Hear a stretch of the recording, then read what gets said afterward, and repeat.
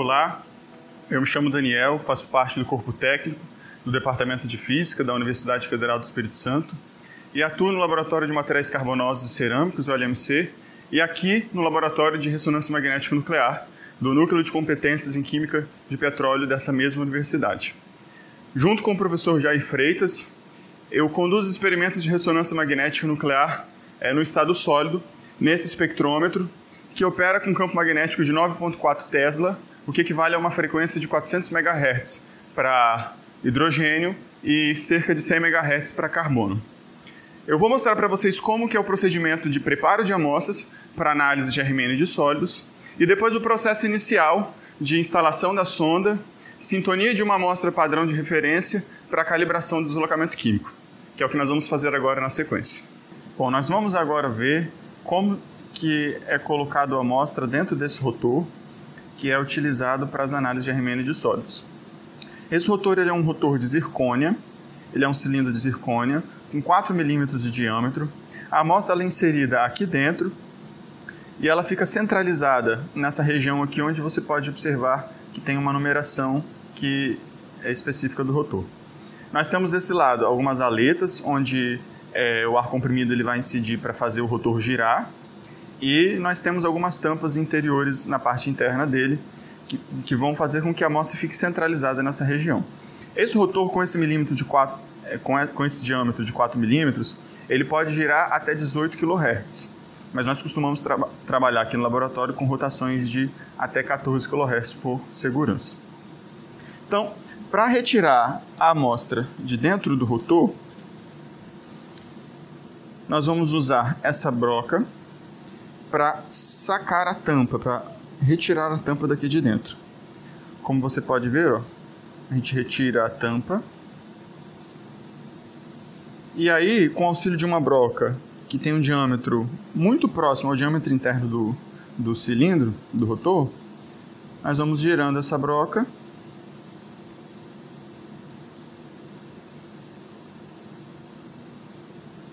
e retirando a amostra.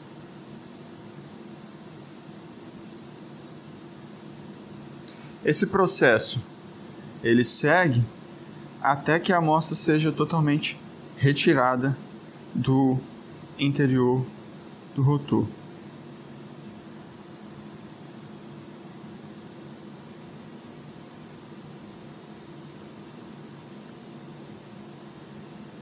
Observe que agora não sai mais a amostra pela broca. A broca ela já está penetrando no interior do rotor o espaço livre que ele possui. Esse restante da região do rotor ela é ocupada por uma tampa inferior junto com essas aletas que auxiliam na rotação do mesmo.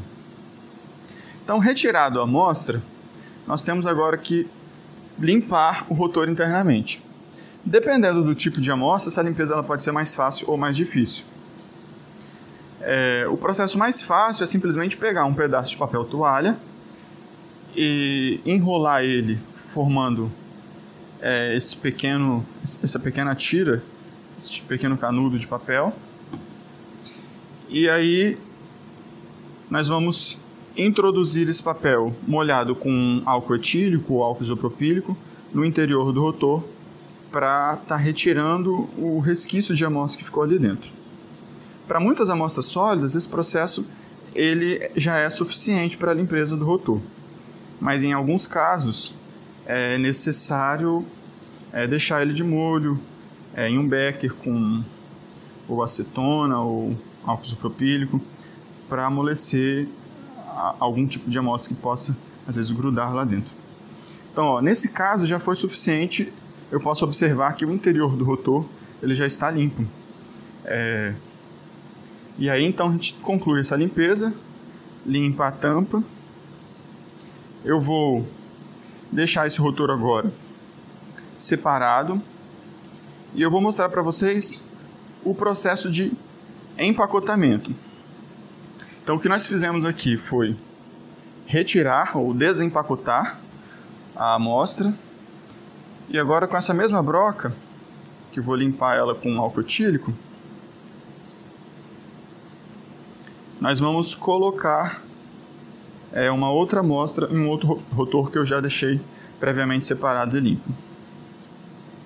Então eu vou separar essa amostra aqui para depois recolher. E agora nós vamos usar esse funil, introduzir o rotor aqui dentro, que ele vai nos ajudar a colocar uma outra amostra dentro do rotor. Então, pegando um rotor limpo, novamente usando essa broquinha, nós vamos sacar a tampa.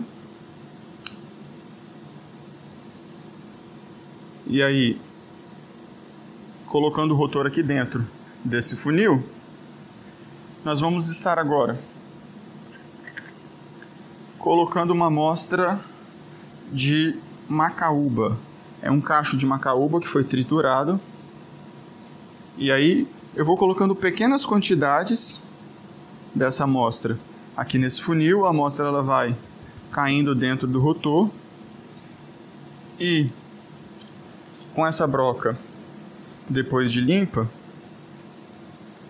o que a gente vai fazer é pressionar a amostra lá dentro, para que ela fique bem empacotada, de maneira que a massa de amostra no interior do rotor seja distribuída de maneira homogênea, esteja uniforme, e isso permita que o rotor ele tenha estabilidade durante a rotação. Só terminando aqui de secar a broca, com a outra extremidade dela, eu vou pressionar a amostra aqui dentro para deixar ela firme no interior do rotor. E aí eu vou colocando pequenas quantidades de amostra.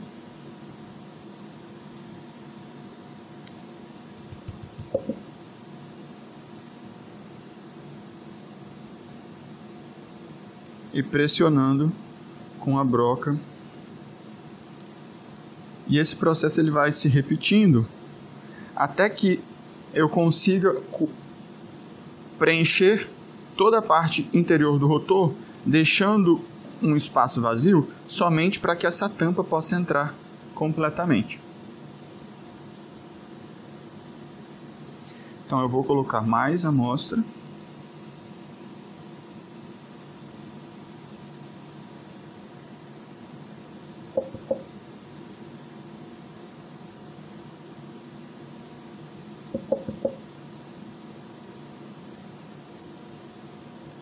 Tem que ir com muito cuidado aqui, porque a gente não pode pressionar as extremidades do rotor, senão eu posso estar quebrando o mesmo.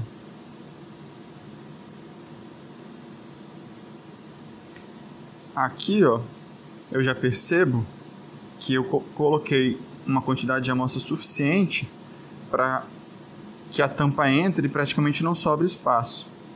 Então eu vou inserir a tampa.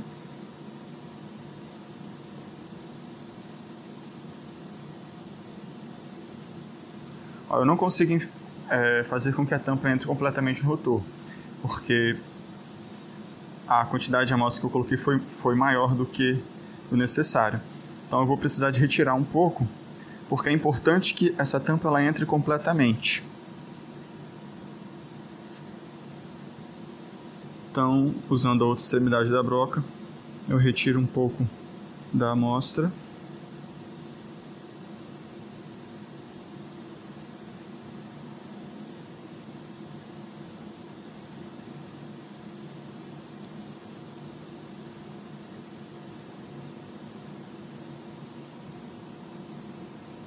Pronto. Agora, o rotor está preenchido com a amostra de cacho de macaúba e pronto para ser colocado na sonda para análise.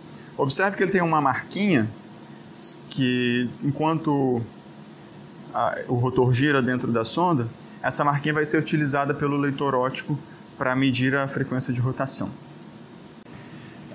Essa é a sonda utilizada nas análises de remendo de sólidos. Essa sonda ela tem 3 canais, ela trabalha com tripla ressonância. Nós temos um canal de alta frequência que é utilizado para núcleos de alta frequência como próton e flúor. e os outros dois canais de baixa frequência podem ser utilizados para núcleos como carbono, sódio e outros núcleos de interesse para análise, como fósforo, por exemplo, também. A bobina, onde é inserida a amostra, ela fica aqui na parte superior da sonda. Essa bobina ela tem uma inclinação em torno de 54 graus, para análises com rotação em torno do ângulo mágico. O rotor é inserido aqui no interior da bobina. Nós temos aqui dentro um capacitor, e aqui na parte inferior nós temos outros capacitores que são utilizados para a sintonia da sonda. Se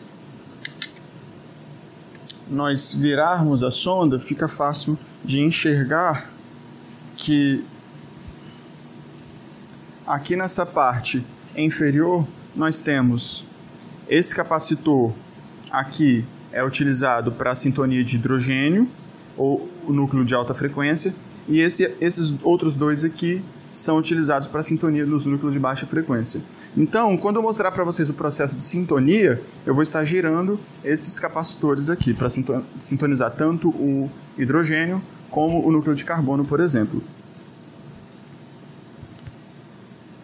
E aqui, no interior, o rotor é colocado no interior dessa bobina, com auxílio desse pedacinho de fita. O rotor ele fica aqui dentro. Durante a análise, eu vou colocar o rotor aqui e tampar para seguir o procedimento de análise.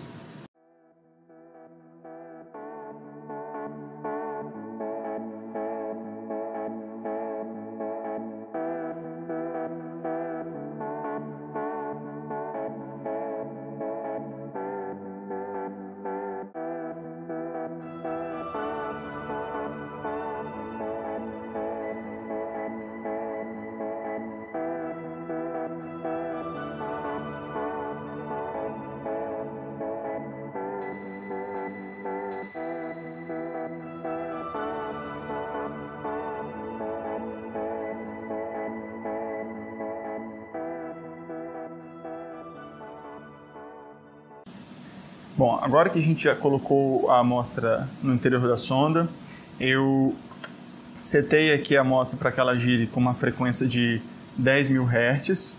Nós temos aqui a frequência de rotação já está estabilizada. Então nós vamos mudar aqui a tela do computador para um modo de sintonia e vamos selecionar aqui o núcleo de carbono 13. Ele tem uma frequência de 100.52 MHz. E aí, então, vamos sintonizar.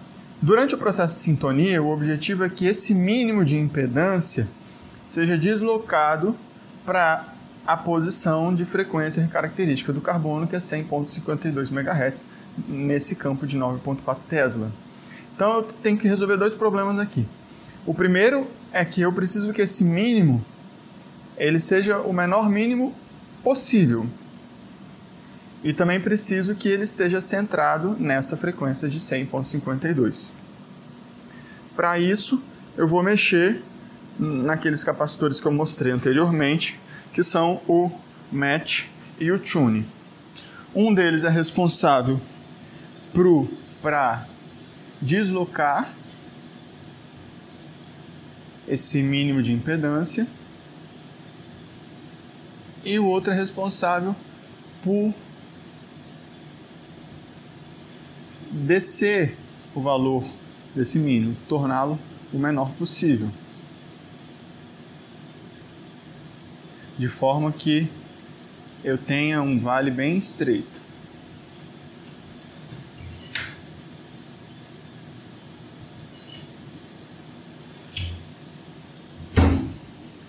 Fazendo isso, nós podemos aqui fechar a janela em torno desse mínimo. Vamos botar aqui uma janela de 2 MHz em torno dessa frequência de 100.52.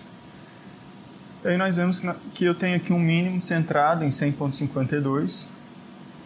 E agora eu preciso repetir o mesmo procedimento para o núcleo de hidrogênio. porque eu vou fazer uma medida de polarização cruzada, uma medida de CP. Então eu preciso sintonizar tanto o carbono quanto o hidrogênio.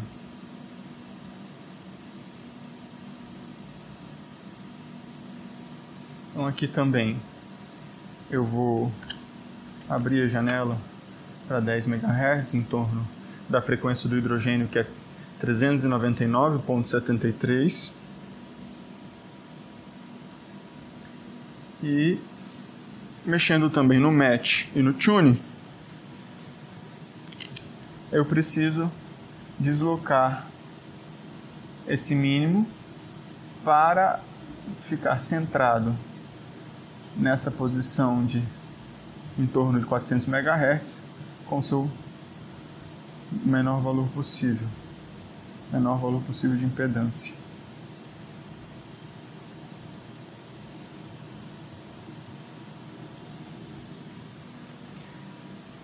Vou fechar a janela em torno dessa frequência.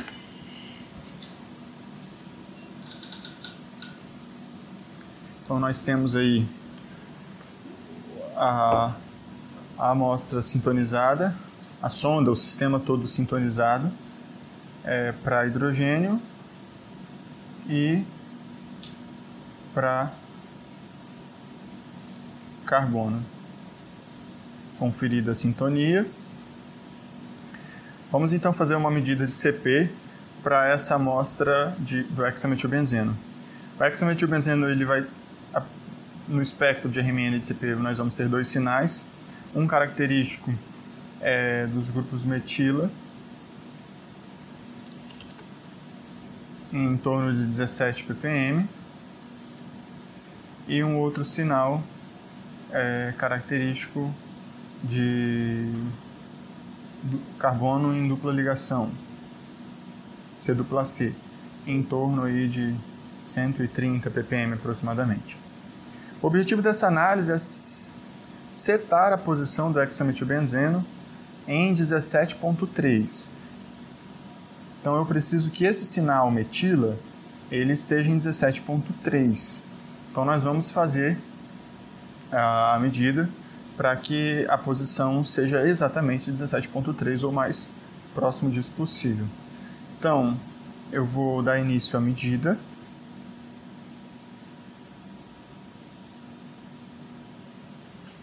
Essa medida ela vai durar 1 minuto e 19 segundos.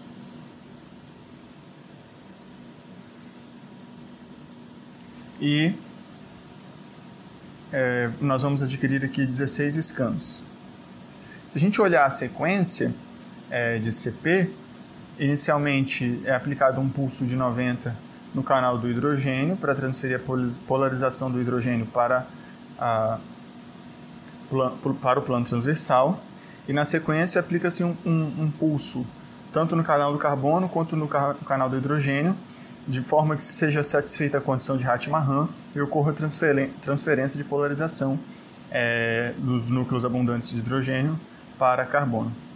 Após esse período de transferência de polarização, nós temos então a aquisição do feed dos núcleos de carbono 13, que dura nesse experimento 20,48 milissegundos.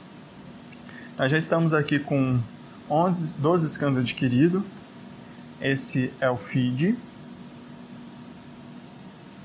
que está sendo adquirido e essa é a transformada de Fourier do feed.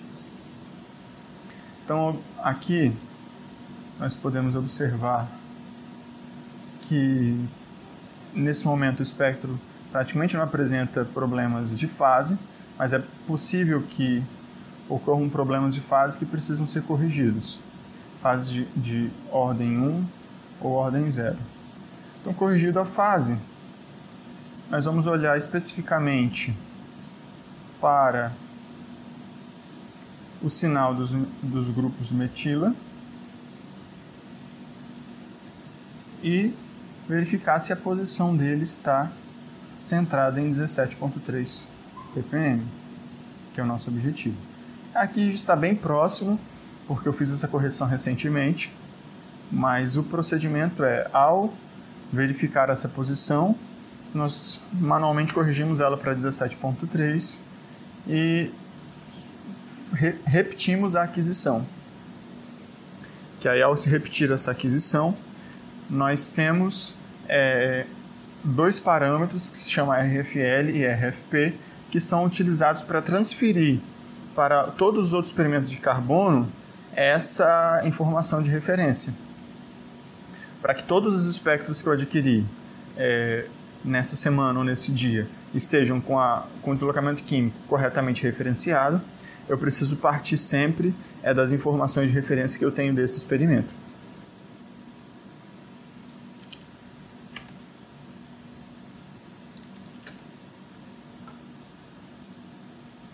E aí nós temos então pronto aí o espectro do hexametilbenzeno, já corrigido e referenciado.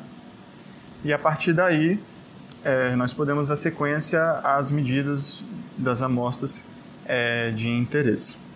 Bom, pessoal, então nós terminamos aqui essa sequência de introdução à ressonância de sólidos, essa parte instrumental, onde eu mostrei para vocês um pouco do equipamento, mostrei a sonda de sólidos, como se prepara as amostras e como se inicia o procedimento de medidas aqui no equipamento. Agradeço a atenção e espero que seja de bom proveito para o estudo de vocês.